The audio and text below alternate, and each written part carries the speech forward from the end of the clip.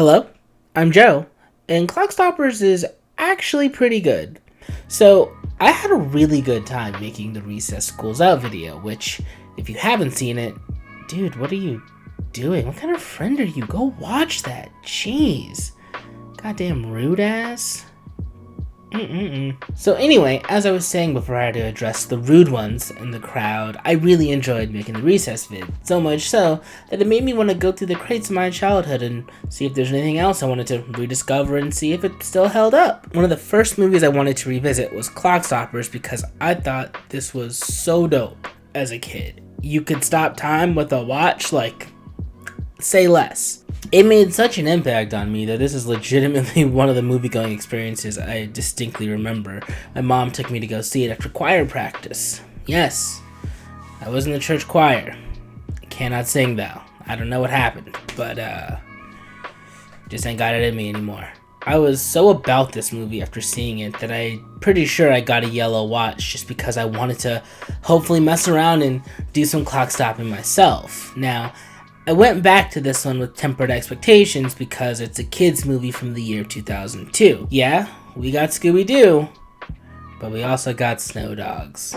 Clockstoppers comes from Nickelodeon Films, the house that brought us such classics as Rugrats in Paris, aka the prequel to Niggas in Paris, The Delightful Snow Day, and of course, the modern classic that is the SpongeBob SquarePants movie. I'm a goofy goober! Most Nick movies were either extensions of shows, launch pads for shows, or grounded, kid-centric stories.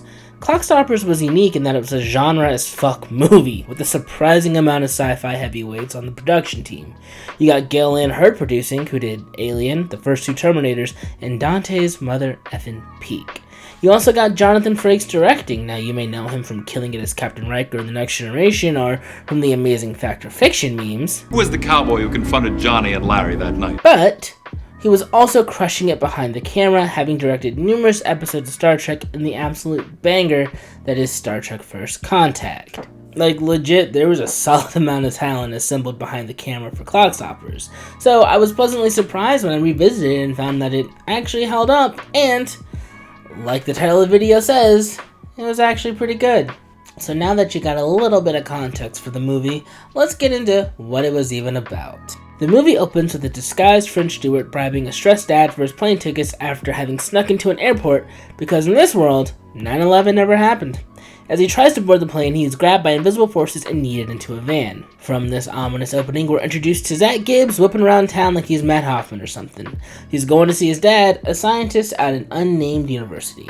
We meet Professor Gibbs as he's explaining Einstein's theory of relativity and setting up the basis for hypertime. Zak tries to convince his pops to co-sign on the car with him, and it's established that Professor Gibbs seems more focused on his work than on building a relationship with his kids. Dads. Who needs them, am I right? Zak heads over to his buddy Meeker, who works at, like, an extreme sports place. They got paintball and rock climbing, just in case you forgot this movie took place in 2002. Meeker is talking about a DJ contest when a girl by the name of Francesca catches Zak's eye. He immediately tells Meeker to fuck off so he can spit some of that early 2000s riz. Pulling up like, hey ma, you trying to go see Smash Mouth open for Mandy Moore this weekend? You like Sugar to My Heart, girl.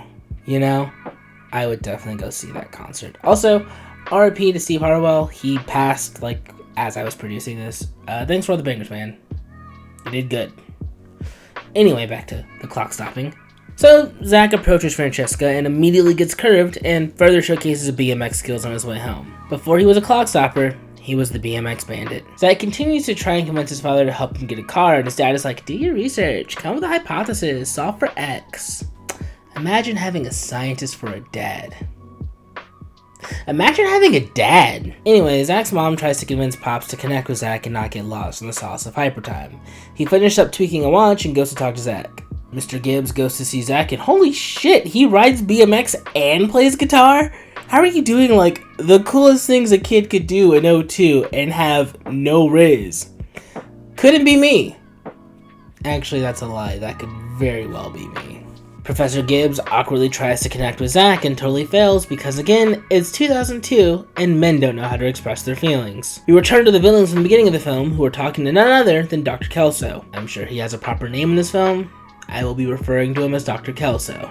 Dr. Kelso tells Michael Bain, aka Henry Gates, aka the anti-JD, that quantum tech's research into hypertime is coming under government control, and that they have 3 days to finish the research before handing it over to the NSA. Gates ain't having this and goes down into his hypertime lab. We find that French George is playing a scientist named Earl Doppler who's being held against his will in a hypertime containment facility. As they cool the hypertime chamber with liquid nitrogen, we see what hypertime looks like in real time, and it's a better speedster representation than the Flash. Gates is big mad that a glitch in the hypertime technology causes users to rapidly age after prolonged use.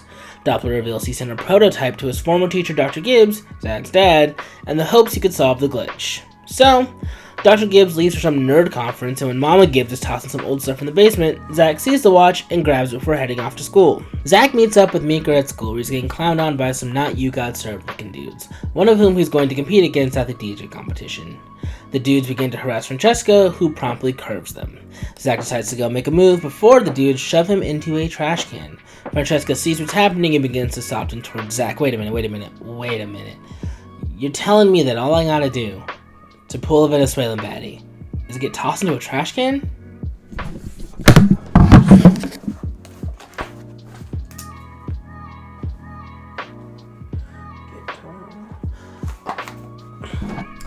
Sorry about that. Anyway, clock stopping. Francesca invites Zak to a date to do some chores, and Zak is all like, I thought we was gonna get coffee and I'll rake leaves. My guy, you got a 28-year-old baddie inviting you to her crib. You better rake those leaves and be grateful, my nigga. Shit. Couldn't be me complaining. I'll tell you that much. Also, side note, Paula Garces, the actress playing Francesca, she was 28 years old at the time of filming, thus continuing the trend of grown-ass people playing teenagers in kids' movies. The date goes well, and Francesca goes inside to make some coffee. While she's inside, Zak accidentally triggers hypertime for the first time. He doesn't realize he's in hypertime as he's cleaning up outside. He sees the possum that's been all up in Francesca's trash can and makes the big brain play to bring it inside and show Francesca. As he's bringing the possum inside, the watch stops hypertime and the possum begins to scurry around the kitchen. Francesca is understandably pissed off, and Zak tries to explain that he thought it was dead. Timeout. Dead or alive? Why the fuck are you bringing a possum into someone's home, let alone someone that you're trying to court? Are you a cat? Like, what was the thinking here? I've never been like, oh, is that a feral rodent? She gonna love this. It's just, the lack of Riz is astounding, but again, who needs Riz when you can clock stop? As Francesca is escorting Zak out of the crib, he tells her that the watch is doing something weird and demonstrates hypertime to her. They explore her backyard and realize that time isn't stopped, they're just moving really, really fast. They decide to explore the limits of hypertime and begin to prank the town square.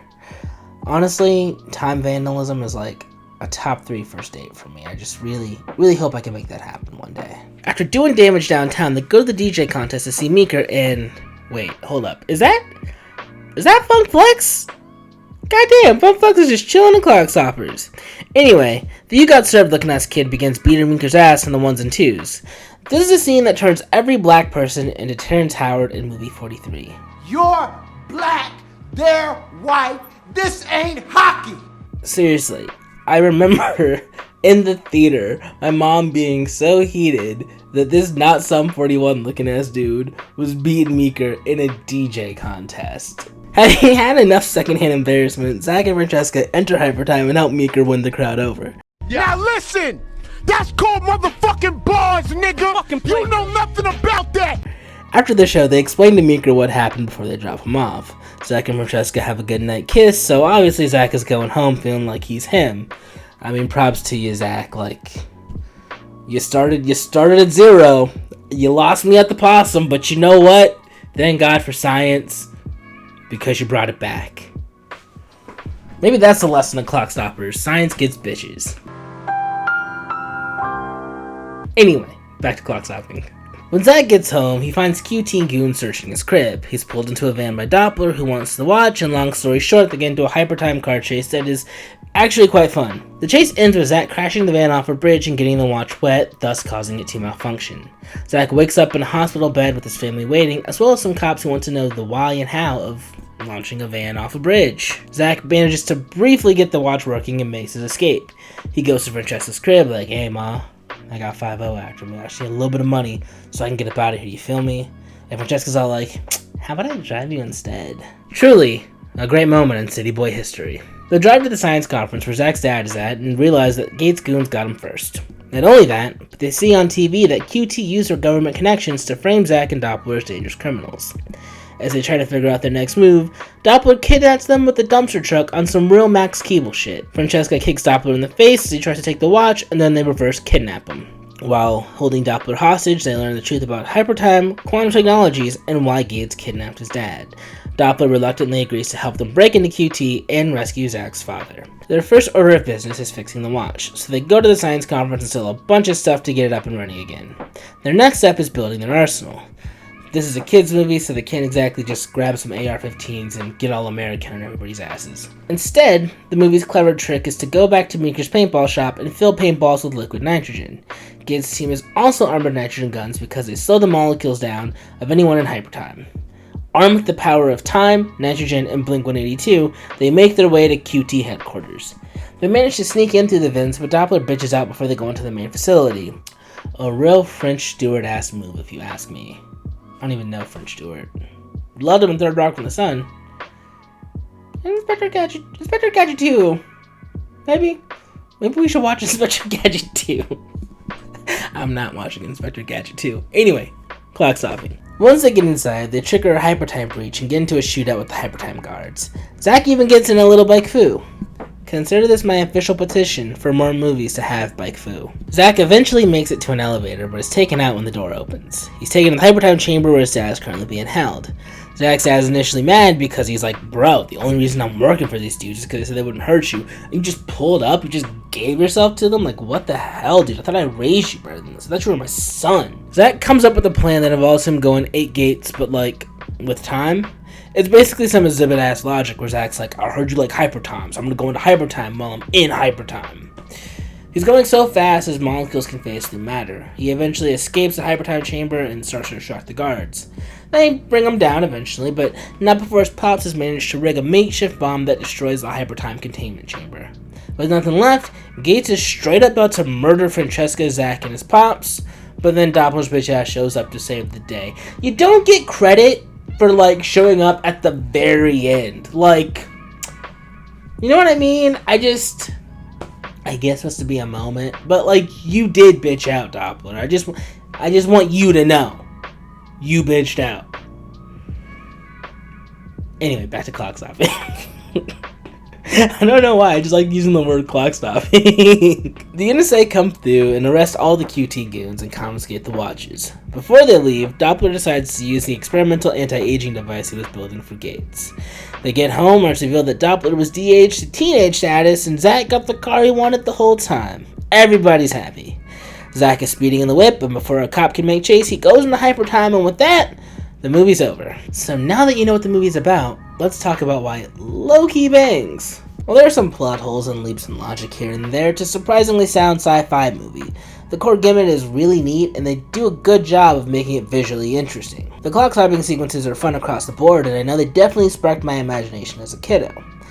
I thought the set design for QT's headquarters were really cool, specifically the hypertime chamber. I just remember thinking that looked really dope as a kid. Also, I gotta once again shout out how they found some really clever ways to make a kid-friendly action flick. There are some legit set pieces here, but none of it ever feels totally out of sync with the kid-friendly vibes. Which I know sounds like faint praise, but I genuinely find it impressive. They're walking a really interesting line here, and they do it with charm and gusto. I had a good time. The soundtrack was a banger in 2002 and still is in 2023. We got Blink, Lit, Simple Plan, Newfound Glory. We got my guy Uncle Effin' Cracker in this piece, doing a cover of Time After Time, which is just as much of a choice as it sounds like. It really does capture this era well, though, and it helped give me that sense of warm nostalgia of revisiting this movie. If you grew up in the early aughts, this definitely will hit those nostalgia buttons for you in the right ways. And in terms of the performances, I got no complaints. Jesse Bradford once again shows why he was like